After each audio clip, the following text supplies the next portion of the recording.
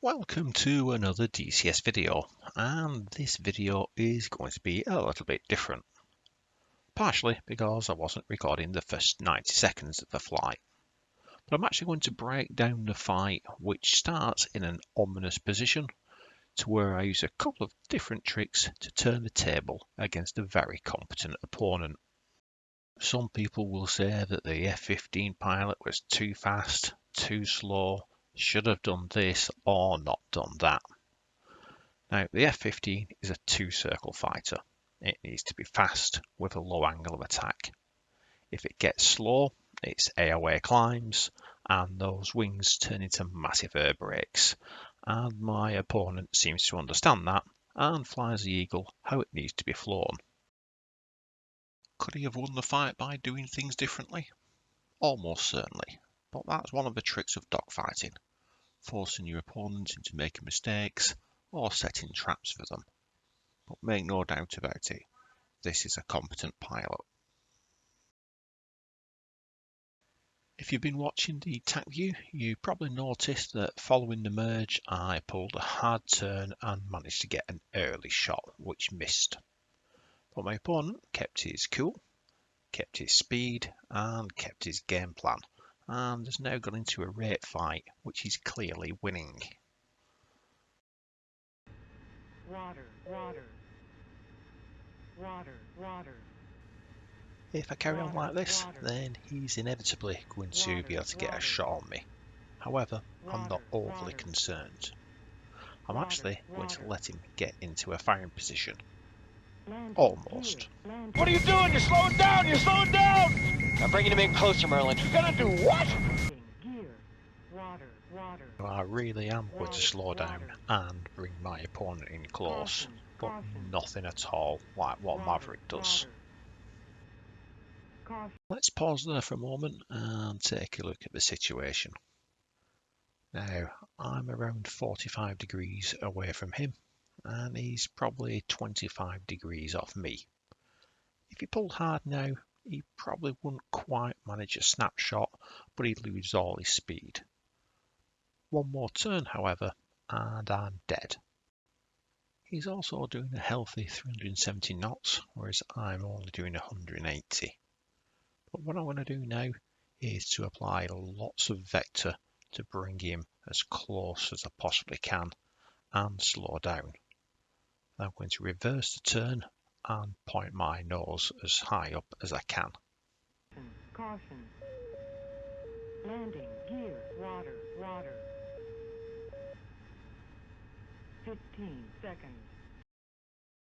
So that's the most critical part of the plan executed. My opponent though seems to have reacted to the threat pretty well. He's clearly pulled hard to minimise his radius and his speed has dropped to 320 knots.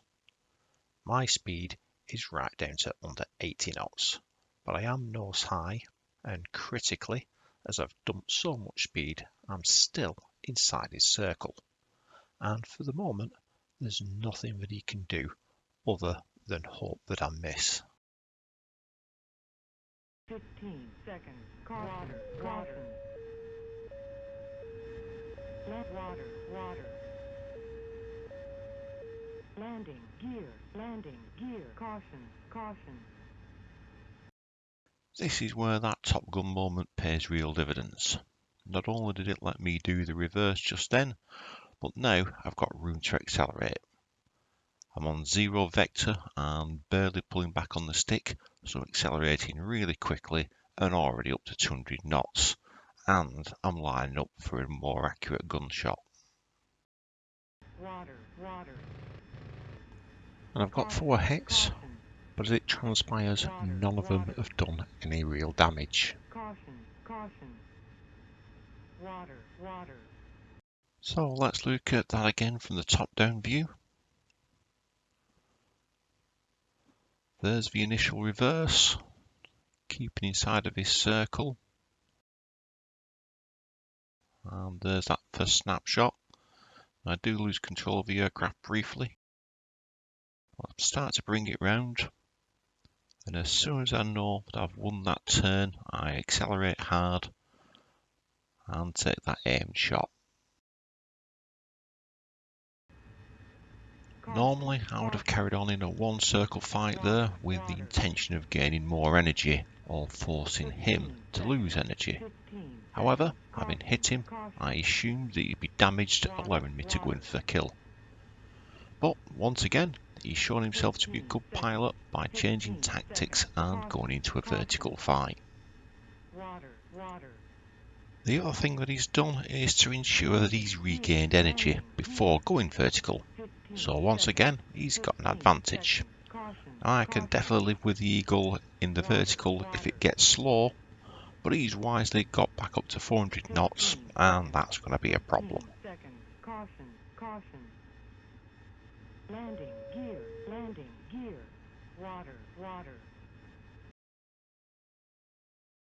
So, did you see what I did there? I didn't follow him in a vertical loop. Instead, I just roll the aircraft. I'm now using around 30 degrees vector and pulling back about halfway on the stick, and I'm maintaining my lift vector on him, and he's maintaining his lift vector on me. So effectively, I'm extruding the vertical loop into a corkscrew, or in other words, a rolling scissors, where the Harrier performs exceptionally well. This is going to allow me to gain speed, and my opponent probably doesn't realise what's happening. To maintain his lift vector on me, he's now got a couple of options. He either needs to speed up to maintain the same separation, or start to reduce the separation between the aircraft, both of which work in my favour. And he's probably not able to do either without more power or pulling harder on the stick, which is what I'm hoping will happen. As I accelerate, he's going to lose all of his energy advantage. So let's unpause and see what happens. 15 seconds, caution. Water. 15 seconds. You can see my speed slowly start to climb. Caution. Water. 15 seconds. Caution. Water. 15 seconds. Caution. Water. 15 seconds. His speed is starting to fall and the separation is starting to reduce, bringing him into gun range. Fuel low, right. Caution. Water. Caution. Water. And now the advantage is mine. Not only has he had to defend a gunshot, but critically I forced him down under 300 knots with a massive angle of attack. And right now I have more speed and a better thrust to drag ratio. Caution. Water. And there's the kill. Caution. Limiter off. Landing gear. Water. Caution.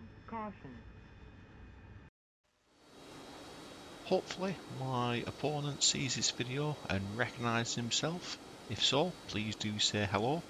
And I should point out that he did actually manage to win the next fight. But for now, thank you all for watching, and as ever, please do hit like and subscribe.